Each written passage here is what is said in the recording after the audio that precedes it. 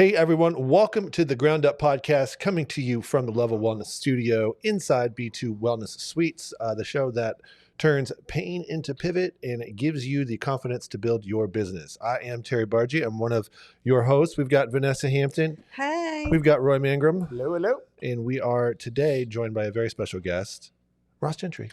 What's up? Mr. Ross Gentry. So stoked to be here.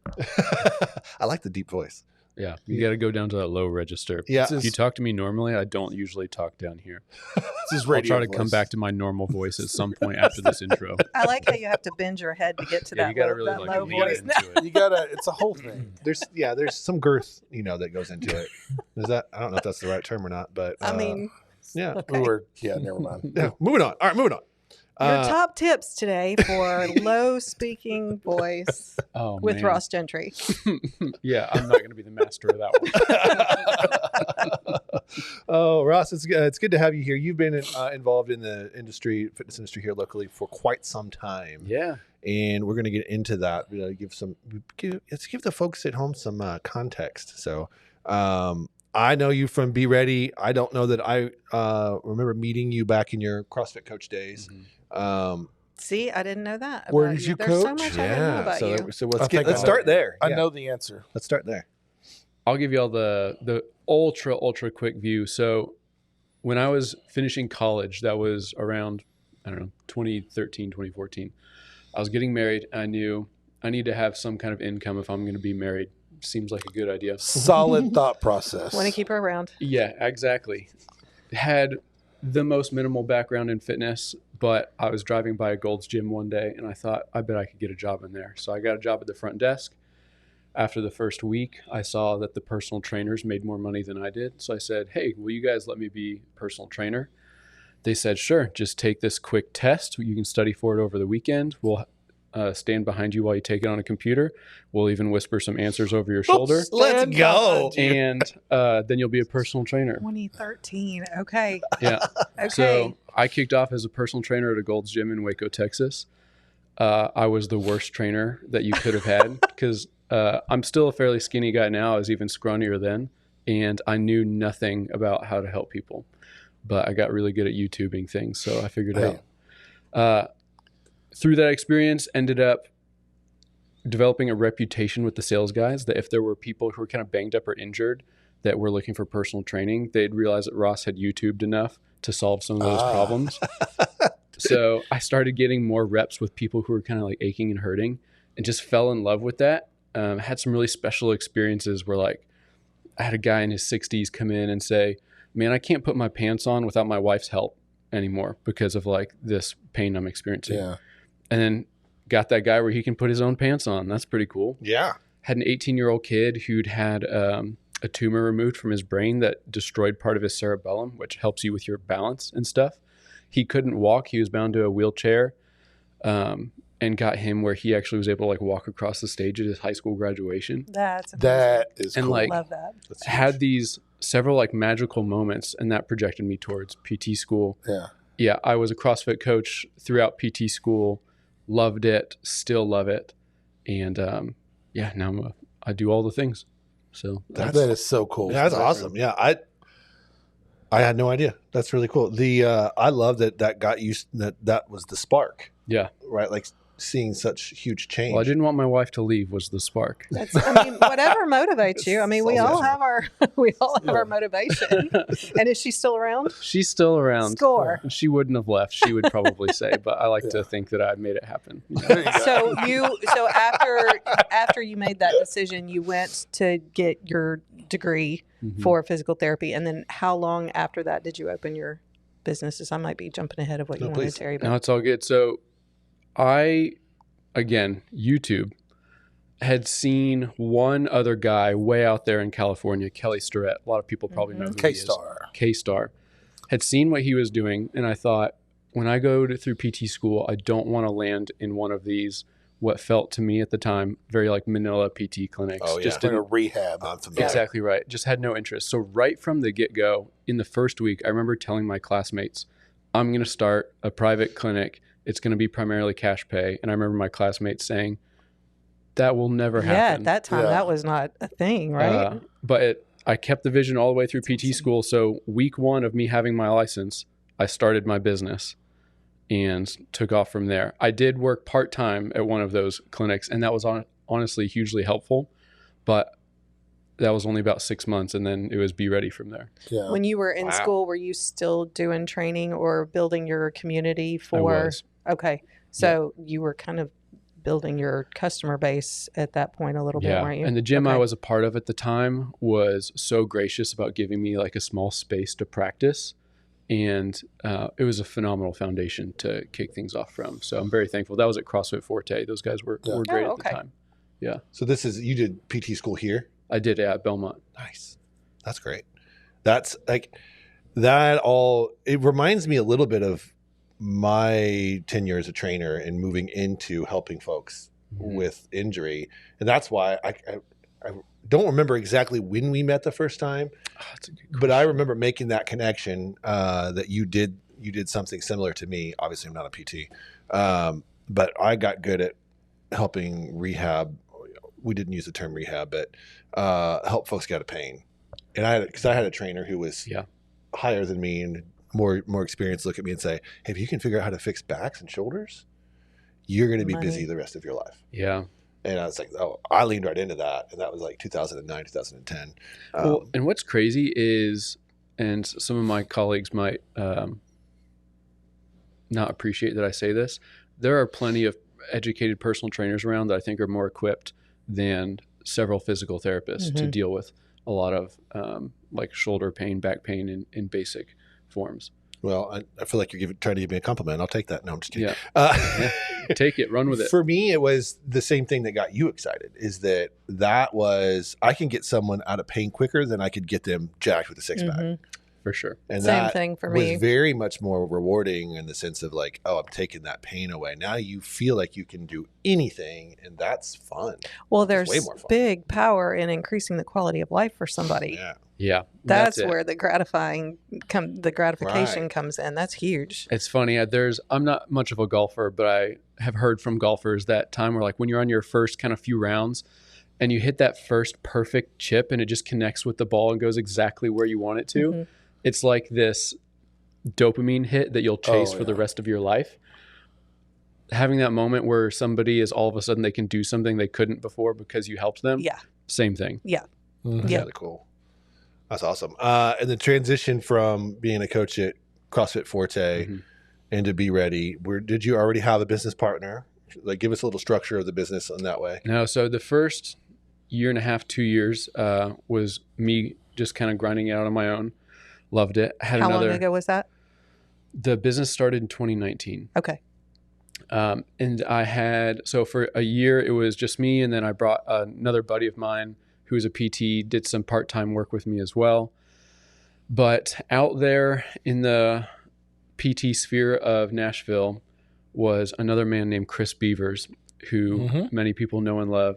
He also had started a PT clinic, exact same model as mine, where I was in Nashville, he was in Franklin. So Chris and I weren't really competing with each other a lot, just kind of had different territory. And so we started meeting up for coffee every so often. And I just really looked forward to those coffees because, as you guys know, sometimes starting a business can feel wildly lonely. Oh, yeah. And at one point, we'd kind of met for coffee enough times. I was like, hey, man, your business is doing fine. My business is doing fine. We're both kind of on this slow upward trajectory, but what would it look like if we just decided to do it together? And he, without hesitation, he was just like, yeah, let's do it. Pause. This is that collaboration over competition that we talk about and the power that comes with that. Yeah, absolutely. Yeah.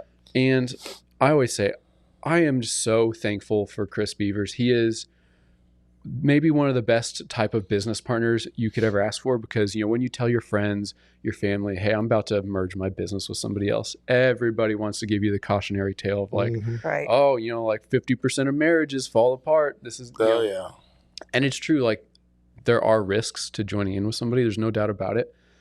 But the recipe that Chris and I have, and especially because of who he is as a person who's very willing to let the less important things go in order to be able to move forward together. He's very humble, but he also is a person who can like owns projects, leads out on new initiatives, and has even like brought me to places that I never thought I'd be able to go. He's just been like this ultimate business partner that I've loved so much. And there's a lot of sense of honor between us and the way we trust each other now. So it's been cool. I love that. I love that on awesome. every level, because that is the illustration of what we preach so often. That, and I know there's pain in that. There can be, like, there's pain and risk, but we do talk about that all the time. It's like what collaboration looks like. It's not always merging, right? That's true. It's not always merging. It's the coffee before. Yeah. Like, that's what speaks to me. It's like, because it starts there. It's like, hey, man, how are you doing as business to business? Like, where are you at mentally? Where are you at in your business? Like, how can how can you support each other? You're bouncing things off of each other and you're venting. It's similar to kind of how we started. Me just asking you for advice on shirts and trying to grow a clothing line. Then I realized I could never be as cool as Roy. I mean, we buried who that thing. can? Come on. No, it was when Jesus. he told me how much he spent on marketing, I was like, I'm out. I am out. I am never going to be able to do that. He's crushing it. That power. And I think people think immediately when I say collaboration that they think that it is a immediate partnership. It's not. It starts with the coffee meeting. Yeah. It starts with, how are you doing? It starts with, connection or friendship. And if it never goes past that, well, that's collaboration at its core. It's For sure. dating. Yeah. It's dating. Yeah. And also, I mean, there's no learning. shortage of other business people, including some who I am technically in competition with, who I've had coffees with. And I've got no ill will towards anybody because I've had coffee with a lot of people before ill will can hopefully form. Well, and if you both have like the that. same, if you have the same understanding that there is a lot of people that need help. So if you go into it like that, you don't get into that mindset, because if somebody is getting the help that they need, at the end of the day, it doesn't matter where they're getting it. You For sure. want to do your thing for the people that need you. But anyways, I could talk about that all day long. Also, I mean, if it needs to be talked about, like, I love that stuff. Yeah. Well, one, if the goal is to help people be healthy, like, absolutely, I should celebrate that they're going to find that wherever. But even if it's not necessarily a common goal, like, I promise I'm not going to make a political statement here, but even, if you're a person who tends to think about the other side of the political aisle one kind of way, like, grab a coffee with somebody from the other side and, like, allow that person to be humanized and empathize with their story. Like, you don't have to agree with them, but hey, you're not going to have that sense of ill will. We can have a probably floating in mutual the back of your respect. mind. Yeah. So, yeah. Subject matter doesn't really apply. We all have way more in common than not. It's true. That's very true. And you and I have had several deep coffee meetings. Oh, I love it. Like, completely not. It starts with business, or I feel like the last one we didn't even get to business till like the last 2 minutes as we're standing up. We're like, oh yeah, we should do that thing. Yeah, we got to do that. I'll email you. But it was just ended up being so deep and rich, and I didn't even text you, and I should have. But that helped me so much through the weekend, because we were just going through talking about our week and connecting on that level. And I got to my weekend and I was like, man, I can actually, like, I just feel like I offloaded. I don't know why. I just felt I had new energy. I had new life, and I just really appreciate it. So when you're dealing with business owners, we all have common ground. Yeah, you all have, I mean, we're all facing some of the same things, no matter what kind of business you're in. Right. So it's a lot less lonely when you sit down with somebody and go, oh yeah, I had that problem, or I had a situation similar to that. And then okay, perspective. Yeah. It's so true. I think that,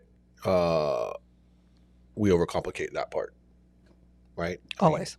That's the takeaway of that. But when we get back from the break, I'd like to talk to you about, like, what it looks like for y'all too, because when we're in this space and we understand what collaboration is, and we understand why it's important to us, or the conversations, or coming alongside someone and just seeing where they're at. Like, Roy's done with me just this week, and Vanessa's done with me almost every stinking day. I told her no this morning. I set boundaries for myself, and I went, good job. I'm tapped. No, I want to know what it looks like in leadership.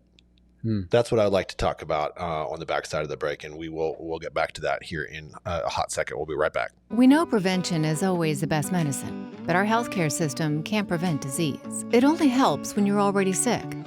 At Kraft Body Scan, we find cancer, heart disease, and other health problems before symptoms appear. And that early detection could be the key to saving your life. Take your health into your own hands. Schedule a couple's heart and lung scan today for only $149. Visit togetherwescan.com. All right, before the break, we were talking about, connection and connecting with other business owners and how life-giving that can be, whether you're offloading just drama or you're just connecting. What is that? So this is a question for everybody here. I want to know what this looks like in practice as a leader. Because Question along those lines. Tell us a little bit more. I don't think I know. Do you have one clinic? How big is your team now? What does that look like for you to frame that whole conversation? For sure. So we have, Chris and I are kind of the co-owners of BeReady Performance Therapy. We have 2 locations. One is here in Brentwood, kind of in this Maryland Farms area. The other is right between downtown and midtown. We have 5 PTs, soon to be 6 at the moment. Yeah. That's awesome. Mm-hmm. Congratulations. Thank you. That is really great. We have the best team. It's whenever we're interviewing new potential employees, we'll like kind of try to describe our company culture. And I've kind of settled in on this. It's that we are clinical professionals and we try to bring professionalism to everything we do, but we kind of hire based on a goofiness scale, like your ability to kind of just like be a weirdo kind of in front of everybody else is going to help you get hired on our staff. We like to be a little goofy and silly. So side note with that, I've met Chris from being in the same space with him before. Yep. I opened B2 with my original business, Bodywell, and the team meetings that you guys would have weekly over at that space, that was the whole thing. Mm-hmm. They were sitting around. It was all laid back. The whole team was completely comfortable and just a really good vibe. So kudos to you, because I see that. Yeah. It's interesting to me because you're so professional. Thinking about your goofy side is now something I want to see. Oh, man. I don't know. Well, I think we saw it with the voice at the beginning. What are you talking about, Terry? This is who I really am. No, I remember actually walking in to deliver magazines when I first started delivering, and Fit Factory was one of the locations, and you guys were in there. I come in at noon, and there is a raging game of spike ball going on. Oh, man. Y'all are sweating. If you can play spike ball in the middle of your workday, why not? And cheering, and I was like, what is going on? Yeah. You were like, I'll be right with you. And you guys were all over the place. It was so great. So the question does carry. I think that's it. That's how you put that. I think you almost answered it exactly with part of your interview process is the ability to connect with them on another level, right? So there is that connection part, that connection aspect for y'all with leadership. What does that look like? Because I know it's different per industry. As far as what aspect of it are you asking about? The connection part specifically. Like, what does the connection part look like in leadership, or the collaboration part look like in leadership when we're not talking about peers? Okay, Roy. Oh, why are you always going to me first? Yeah, you got good answers. I do not got good. I don't know why you put me on the spot. What? How do you lead your team? Yeah. I think first, and I've said this before, like, I never ask anybody to do things I'm not willing to do. Like, I will take out the trash, I'll print shirts, if it's got to be done, I'm gonna do it, right?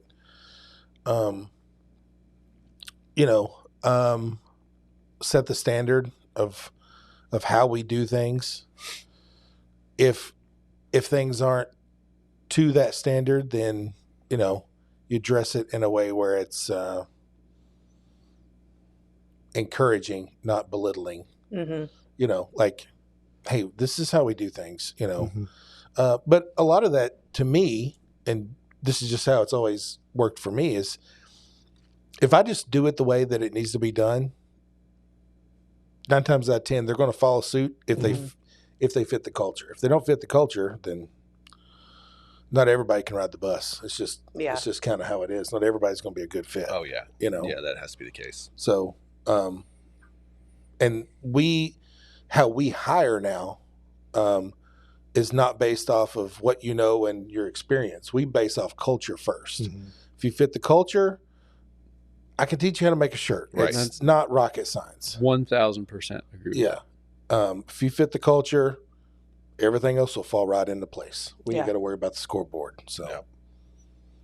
I think for me, I always try to make sure that I approach everything as team, and show grace and kindness for anything that goes on. I don't like to be seen as the boss. I actually hate that word. So I try not to approach things like that. If there's an issue, it's always, there's nothing we can't fix. That's how I approach things. There's nothing we can't fix. So I want to create that environment where they feel like they can come to me and talk to me about the hard things or anything that's going on with them, because if I'm on the same page with them, then it makes it easier to retain people, and it feels better as a leader too. It's a little bit trickier for massage therapists than what you're talking about, and trainers, I think, when you're hiring, because you have to have somebody with the skill. And sometimes you get a really good skill, but they don't have the most boisterous personality. So trying to distinguish how they may make a good team member, but can I actually fill their schedule? Are people going to respond to them? So it's a little bit different, and that's been the tricky balance. Is I may really like somebody, but if they don't have the personality that is going to help people to continue to come back, because that's what it's about when you're a service professional. You can be really good, but you do have to have that side of it where people will trust you. And if they have, if they're a little harder, then it takes longer to build their schedule. And then you get into, can they hang around while they build that following? So it's always a fine balance of, sometimes you hit it and you have got somebody that has it all. And that is always a much less stressful, but yeah, for leading, that's what I try to go with, is just like, we're all in this together and we are better together, and that's how we're going to approach everything. And I just try to make sure that I keep, because I'm not on site with everybody, I try to make sure that I'm in constant touch with them so that I can keep a pulse on how everybody's doing, so they always feel connected to the team. No, I love that. Yeah, I think that's a great segue to where I want to go next, because this has been a shift in industry. It feels like as a whole, right? Business as a whole, is that it's more culture driven or experience driven than it really is how many things you can list on your resume as far as education and those type of things. Not that they're not important, but they've taken a little bit of a second or even third seat in certain circumstances. I don't know when that happened, but I'm here for it. Like grading somebody on their ability to mesh well with and not screw up the culture that you're trying to foster, obviously matters more than it ever has. And I don't know when that happened, but I love it. I mean, in the book Traction, they talk about, have you ever read that book Traction? I don't know it. It's a great audio book. I can't read. So I can read. I just choose not to read. Secrets of Roy. I got a preference when I say that. I can't read. What? Can't read. I just refuse to. Yeah. Ross, if you ever send me an email, you got 2 sentences. Love it. We talked about that last time. You got to hook it. Yeah. You got to hook me. You're like, and then I hit the body. Oh, I got to read the rest. now I'm in.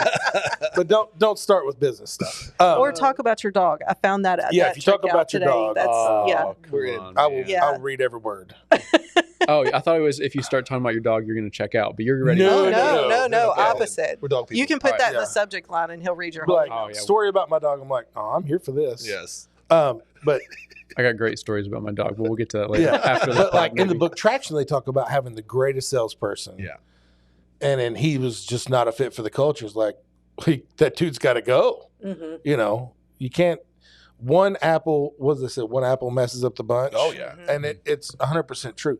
My office is like the land of misfit toys. Like nobody, if you looked at all of us, and you would not pluck them out from their different walks of life and put them in the same thing. But it works perfect. Everybody compliments everyone's attitude, right? This person's down, this person picks that person up. It's just, I'd love to take credit for it. It's probably 90% luck. But I think it starts at the top. Sure, I think but you just there's like what we're intangible talking energies about. that draw people Yes. in. Yeah. It's things you don't know you're doing sometimes. It's just a part of who you are, I think. It's like an eye twitch. Is what no, I'm just kidding. Ross, how long ago did you start adding to? How did you start building a team where you went into this as cash based, but and just you? Did you immediately start building a team, or did you start building your client base and then start bringing people on? That is such a great question.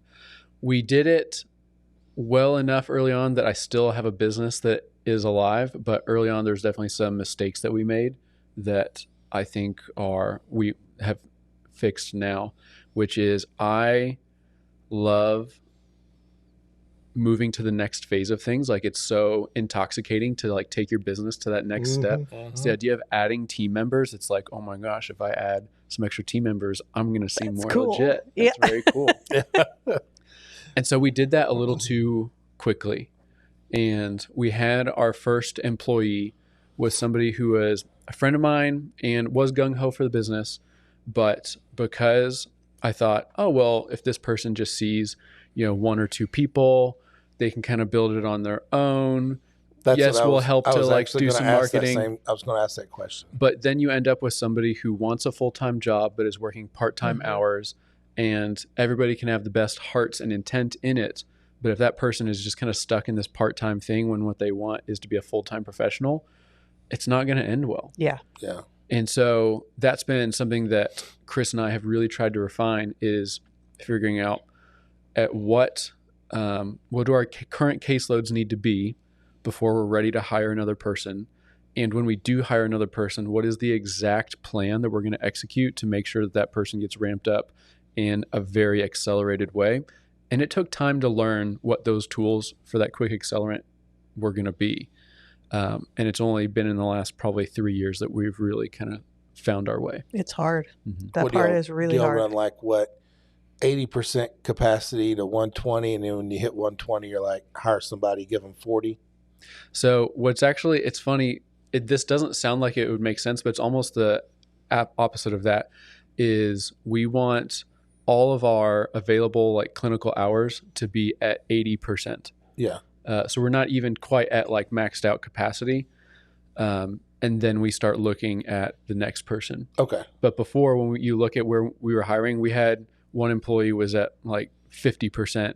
And then we ended up adding another person because we thought, oh, this person has like a different skill set. Like this person can, like bring in like the golf audience. And it ends up taking. But then it ends up, you're still just kind of like tearing one piece of bread into smaller pieces of bread still, even though we had like this vision. That is one of the same thing struggling with massage therapists, because you have different strengths with each of them. So do you wait until all of them get to that point and then hire? But if I need a deep tissue person, it's a challenge to figure that part out. Yeah, because there are specialties, but at the end of the day, there's going to be, one client or patient that could be seen by any one of these like few people. And so being careful and honestly honoring your current staff is a huge thing over your own ego. Is like a big thing that I had to learn. That's what I've leaned back on to as well. I want to make sure they're taken care of before I take the risk of bringing somebody else on. It's great. Yeah, it's multidimensional because it looks different. I think it looks different for you and I because we're not filling schedules. We're just there's just work to be done. Filling schedules would be a nightmare. Yeah, I remember that nightmare. So how do you guys attack that? As far as understanding when it's time to. Mine's hours based. Yeah, okay. I know per hour what we can accomplish, and when we start, going over the hours, there's a threshold or. What's the word? There's like a gravy spot. Like if you go past this, you're flirting with disaster. And that's where we hire someone right there. Yeah. And we try to do it a little proactive because usually you can see like when you're ramping up into the holidays and stuff, like we know, so we have a girl that's coming in December, which she actually is in college, so she worked for us during the summer. So we don't have to do like a 2-week ramp up with her. Mm-hmm. She just walks in and we're like, here's your hat, get to work, kind of one of those deals. So it'll be a little bit different this year, but usually we try to like have that person there 2 weeks ahead of time. So when the madness hits, we're safe. Yeah. Yeah. I think that, well, I can't answer the question because we have to go to break, but when we come back from break, I will. At OptimizeU, we believe that normal is not optimal. Whether you've been dabbling in hormones or this is your first time and you want to know where to get started, we make the hormone optimization process very simple. Simply get started with comprehensive labs and our providers will take it from there with you to review where you are right now and where you want to be to ultimately help you achieve your health and performance-related goals. So from our expertise in hormones, peptides, all the way to recovery services, we want you feeling at your optimized best so that you ultimately feel better physically, mentally, and sexually. Just like hormones play a significant role in the overall optimization of your health, so do recovery services help your body on a cellular level. From our sensory lounge to our infrared sauna, full body red light, full body cryotherapy, cold plunge, we have a wide range of performance recovery services just for you.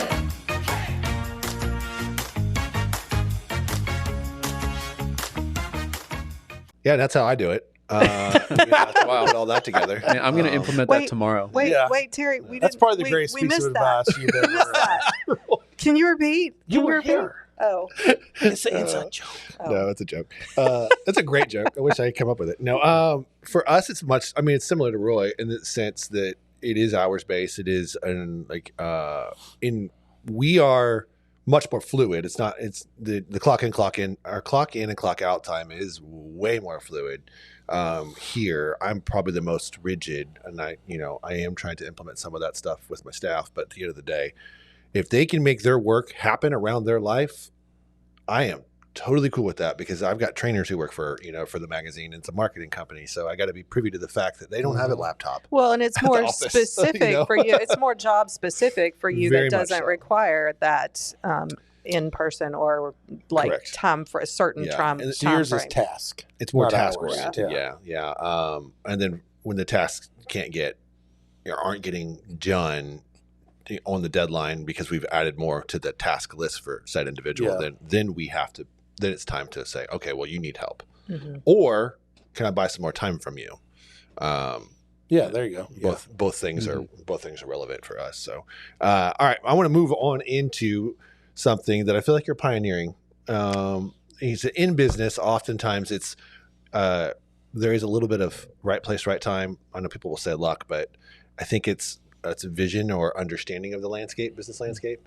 And sometimes we do happen to find that we're in that right space. And I've noticed the pivot, we've talked about a little bit in the beginning, of the industry as a whole, from the fitness side to the PT side. We're coming together and you're starting to see really good PTs be good because of their ability to know the human body from a trainer's perspective and vice versa. For sure. So I feel like you guys are not only riding that wave, I feel like you're part of the movement. Mm-hmm. So what does that look like? Is that something you intentionally did? Is that something you were like, oh, sweet, this is where it feels like it's going? Yeah, it's one of those things. It's just part of, I started as a trainer. And so the bridge was already there for me. Yeah. Right. So I already kind of understood both sides of that world.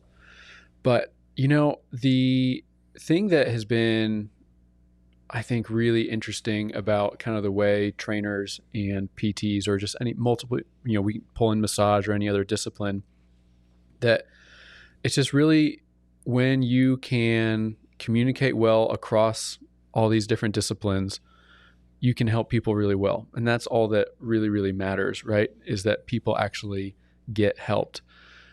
And that's easy to say, but where that becomes difficult is there are patients who come to us, and I know, honestly, they might just get healed by a massage, which would in some ways be a simpler solution and sometimes more cost effective. Or they might really just need a good strength coach. And then so now I have this moment where I get to figure out, do I want to sell this person something that's more than they need, or do I want to give them what they actually need? And so that's where I think what, you were talking about how people are responding a lot more to kind of culture rather than anything else these days. I think people respond to being honored and to people who are transparent with them. And when you can do that well and actually get them the thing they need, even if it's working with another professional around who can provide that in a simpler way, I think that is a very meaningful thing. And again, makes us all look better, right? Absolutely. So you're saying business integrity. That's What? crazy. Interesting. Yeah. Interesting. That's wild. I think you make more money that way I agree. Yeah. than the other way. Yeah. Because when you shock somebody and say, it's way cheaper if you do this, and you're going to get the result you're looking for. They're like, what? Why would you take money out of your pocket to help me? Yeah. And then now they're like, this guy's going to tell everybody. Right. I mean, I'm sure you guys have some stories. I'd be curious to hear some of a time where, you kind of like let the quote unquote client go, and then later it ends up kind of coming back to you All the time. right? Well, I'm literally those experiences that experiences happening right here. Like when I asked Roy about, hey, what do I do? Like, how do I make more money on my clothing line? He sends me here. Check out this company. Here's what I do. You should do this at home. It'll save you X amount of money. I was like, okay. He didn't try to sell me, hey, I'll make your shirts for you. He's like, here's how I do it. Yeah. And I was like, this dude, okay. And I leaned in, right? Vanessa, I came in here and I told her, I met her over at a Zoom call and I came into this office. I'm like, I'll take it. She's like, well, how about we talk about how we can collaborate and, work on a business model that looks like that. And here we are. So those are, I coming to them as potential clients. So that's my experience that I love. And I've turned into great relationships with these two and partnerships as well. So yeah, I think that speaking to honor. Yeah. And then, a hard part is sometimes you'll make that decision and you might actually lose money on it, right? Like there will be those times that they won't come back to you. But think about like what that does for your life of like, I'm a person who I can live in peace and just kind of like letting things ebb and flow from me rather than being like so zeroed in on the scoreboard of money that I'm just like going to do whatever it takes. It's that selfless. If you're really there to help the other person, then at the end of the day, it's if you keep them there for money, you're being selfish. You're not actually with their best intentional. No, you're serving yourself, not them. Yes. Right. Yes. But okay, well, so what do you guys think about this? We have fairly established businesses now. It's fairly easy to say like, oh, I can let something go because I still have like a business behind it. What were y'all's experiences with something like that early on when like I do kind of need to pay a bill right now and I am kind of scared that this business is going to fail in its first year? I've always just done what's right. Yeah. Because at the end, like you just said, at the end of the day, I have to be able to lay my head down and go to sleep, not without trying to be, all, I guess, philosophical or whatever. I know I'll be taken care of. God's taking care of me in times where I should not be in business. And I've always got seen through. Stuff always lands on my plate. And, I think, as long as I treat people the way I would want to be treated and do what's right. And, if I screw something up, I eat it. Yeah. Does that cost me money? Absolutely. I was dealing with one this morning that we outsourced to somebody else. Yeah. They screwed it up. I'm taking the hit. Yeah. But I know it's the right thing to do. Does it cost me money? Absolutely. But I ain't worried about it. It's going to come right back. I'm also not going to lose sleep over it. I'm like, Yeah. Is that the right thing to do? I don't know. But that's what how I've done. I have always approached it too. When I've had, even when I was just a personal trainer, when I would have somebody that was out of town for an extended period or dropped off the schedule or something like that, you're on such a building. It's impactful. And then I just kept having to remind myself, I'm doing this for a reason. This is what I'm supposed to be doing, and following that the whole time. Even with massage, if somebody needed to go somewhere else, or even if it was a different massage therapist, if they were not getting what they needed, I would send them you really need to go to PT, and that means that you're not going to have the funds to put towards massage. It's just doing the right thing. And like Roy, it always works itself out. My faith is very strong in that, because it's always come back the way that, I'm going to be taken care of because I'm doing the right thing. Yeah. And I couldn't sleep at night if I was not doing that. I tried not to approach anything for the sake of money. It's part of it, right? You figure out other things. You have to, I want to be able to keep helping people. So the money has to be part of it, but it can't be the primary driver of what you're doing. Yeah. Yeah. It's a beautiful way to look at it, I think. And yeah, keeps your blood pressure down. Yeah. Yeah. Yes, it does. That is very true. Man. So where do you, in the world of PT and fitness, I know you're not taking any credit for where the momentum, and I think there's certainly much more at play. But we know with social media, and I'm a fan of MoveU, the guys out in California, because they're a bunch of goofballs. Yeah. But they shoot it straight, and they do it quickly. But it is fitness in PT. I think that's super important. But where do you see the business landscape going with in your all's industry? I think you're going to see more, especially health professionals, move towards this more kind of like integrated fitness, direct care approach. I think a lot of people have expressed kind of being fed up with our current like systems of healthcare, and the more personal touches you can get, the better, and the more transparent your care becomes, the better. And I think personal training was like there before most healthcare was there. And so I feel like all of healthcare is just kind of like shifting that way. Yeah. Right. Like you're starting to see more doctors kind of move away from working with hospitals and start doing like some private pay.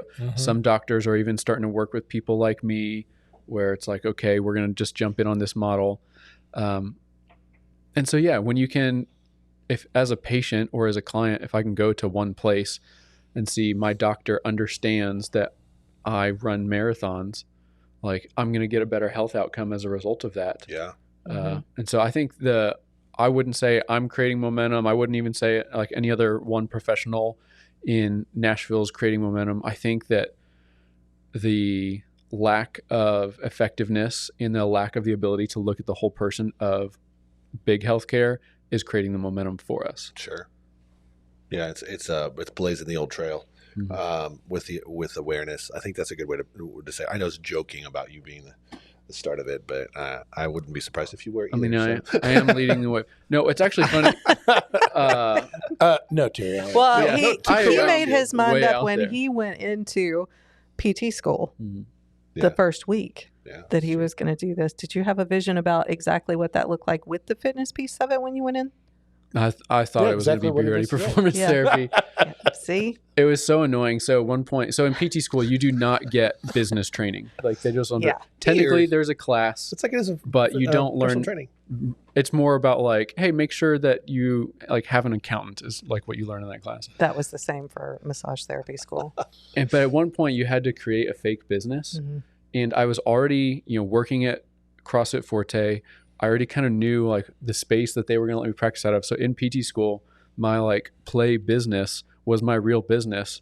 And I remember they opened up some time for like classmates to offer challenges to you of like, hey, did you think about this? Did you think about this? And students were like, well, where are people going to park? And I'm like, do you want me to take a picture of the actual parking spaces where people are going to park? Like I have this planned out.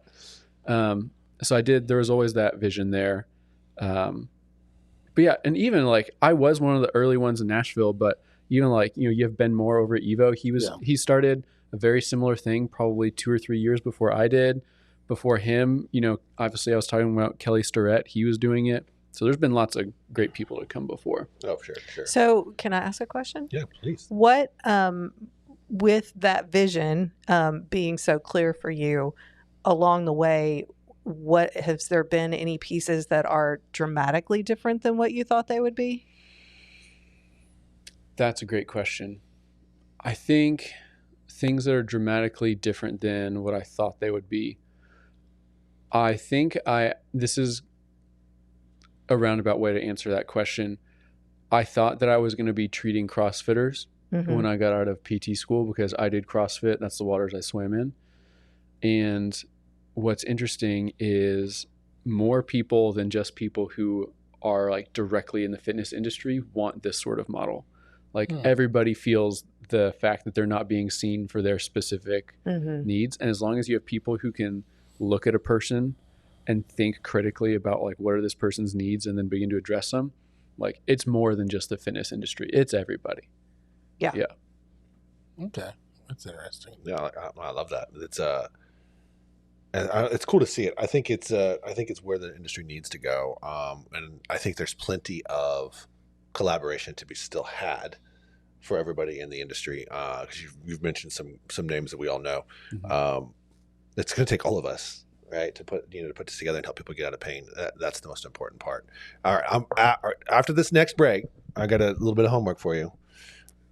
I would love for you to give some lessons to some business owners out there, and those lessons coming from your own experience about, either the mistakes and how to avoid them, or this is the trajectory that I've looked back and been able to see, and it's these 4 steps or these 5 steps. I'm going to give you about 30 seconds to answer that when we come back from this break. I'm ready for it. Pop quiz, here we go. We'll be right back. If you're a wellness or fitness pro looking for a space that truly fits the way you work, check out B2 Wellness Suites. With locations in Brentwood and Mount Juliet, B2 offers private suites, shared offices, and day rentals, all in a calm, welcoming environment designed for our industry. But it's more than just a space. It's a community of like-minded professionals who support, inspire, and grow together. Learn more at b2suites.com.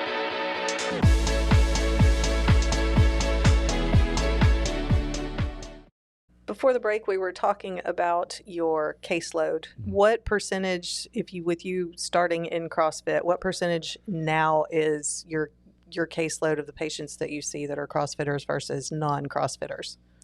Yeah, those first year or two, it was 100% CrossFit. And I was mentioning that in PT school, I was to my classmates like the CrossFit guy, the one who was really annoying, always talking about like, this is how many burpees and snatches I just did the other day. And I eventually, I still love CrossFit. It's great, but my interests have broadened, and wherever my interests go, that's where my caseload tends to go. So I got into a triathlon not too long ago, and all of a sudden my patients turned into triathletes. And then, if I start playing tennis a little bit, I start to see more tennis people. Maybe that's just because of the energy of the world. Maybe that's because I'm actually hanging out in those communities and those people are getting to know me. But now, are your businesses still located or affiliated with different CrossFit gyms, or are they stand alone by themselves now? Yeah, our Brentwood office is close to CrossFit Trivium. Our Nashville office is close to Fit Factory, and Fit Factory would self-describe themselves as a step above a boot camp, but a step below CrossFit. Okay. Functional fitness. I love that. Yeah, that's right. So it's a good time. Okay, well now I'm putting you on the hot seat. As we land the plane, guys, that clock is wrong, by the way, because I hit the wrong button. Okay. So we have 5 minutes left. Okay. Cool. I just realized that while you were talking. I was like, Good to know. Sorry, guys, a little housekeeping. So to give you plenty of time to answer this question. Behind the scenes. Yeah. In business, what you've learned with your business partner, I think all of that stuff is really, really, really relevant. But could you break it down into, 3 to 5 steps that are really important, or takeaways that are really important for building your business, and drop them on that microphone for everyone listening? Yeah. The first one is, when you think about, you need connections to start a business, like you're going to thrive in community. When you're making those connections, lesson 1, say what you mean. Sometimes we want to go into a meeting with or a coffee with somebody and kind of put on this like professional or some kind of like, facade. If you need clients, just tell that person you need clients, and then, be willing to help them in a sacrificial way with whatever they need. But just say what you mean, right? Don't beat around the bush, because people, especially in business to business relationships, we've all had networking connections. You can tell when somebody's trying to like smile, but they really have like this like need that they're not actually communicating. That is such a great piece of advice. Just say what you mean. We're all doing the same thing. Yeah. And then the other one is, some people naturally just run out and do the scary thing, and some people don't. And if you need to go make like a big swing that puts you out of your comfort zone, you just got to pick a day and say, I'm going to go take that big swing, whatever it is. Whether it's trying to get into that office that you never thought you could get into, or work with that athlete you didn't think you could work with, whatever. Just, take some big swings, and you're going to fail at most of them, but occasionally you'll hit one and you will be stoked when you hit it. Love that. I love that too. Yeah. That's awesome. No, those are awesome. And I know we talk a lot about on this show, turning pain into pivot, and those have certainly happened. We've heard a few of them already, whether they're out of pain or they're just straight up, oh, I was going to do this by myself, but this guy's pretty cool. I'm gonna pivot into the partnership. What does that look like for you? When's like the most recent one, the most recent pivot? It's an important part of business, right? Is knowing when to do that, and then maybe give us what you learned or what you saw prior to knowing that you were probably going to need to pivot. We had one of the best clinicians of all time work for us, Colleen Gensheimer. You're out there. I hope you're listening to this. She's a pelvic health therapist, PT. The best personality, most professional, most effective clinician I've probably ever worked with. Amazing person.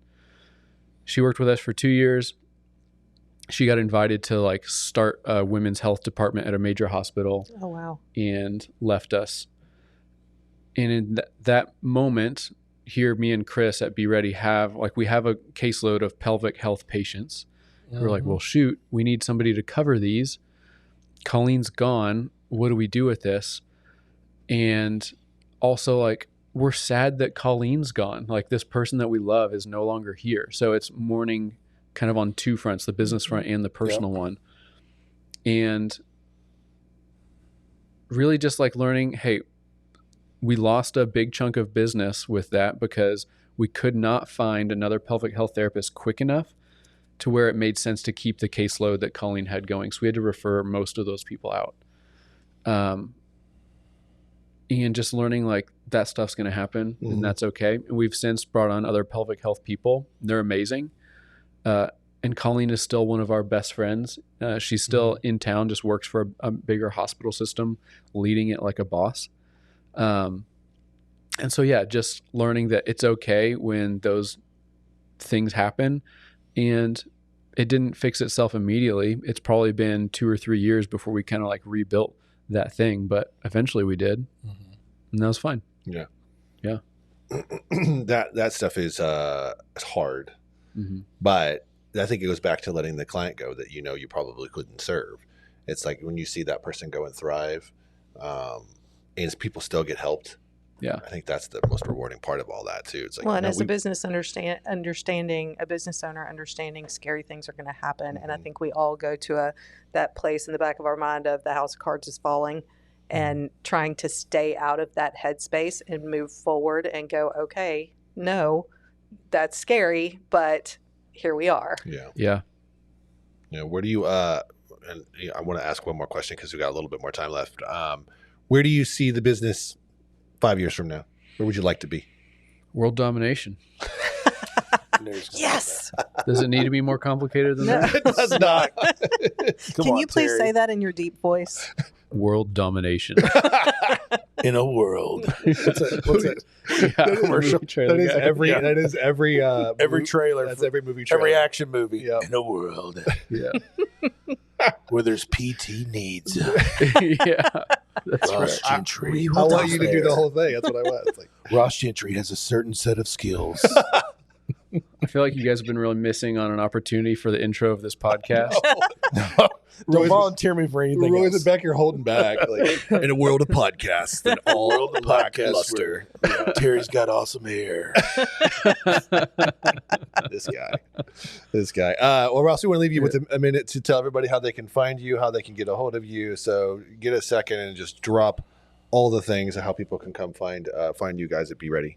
If you want to have your aches, pains, and athletic issues solved by people who will give you transparent and honest information and the tools you need to work work on those things on your own time, come see us at BeReady PT. You can find us at BeReadyPT.com or email us at team, TEAM, at BeReadyPT.com. Spelling on the spot on a podcast is tricky.